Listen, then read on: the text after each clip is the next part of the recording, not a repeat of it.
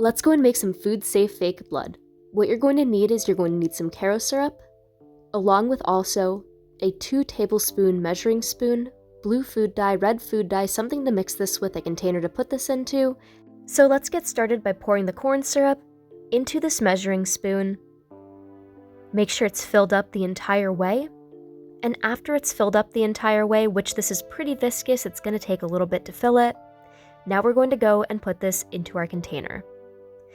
Again, corn syrup is pretty viscous, so if you don't get all of it out of your measuring spoon, that is okay.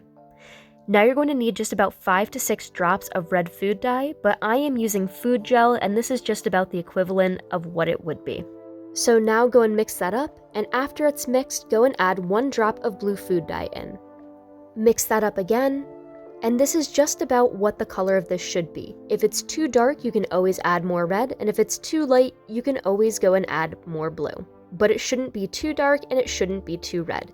Now, if you want to make it look like it's clotted, go and take some instant coffee, put it into a bowl, and then go and add a small amount of the fake blood that you've already made to this, and mix it up.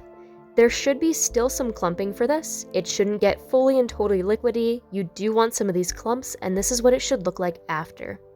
Here's a side-by-side comparison with both of them. Not only is this fake blood food safe, but it's not really going to stain your skin too much, but it can and will stain your clothing.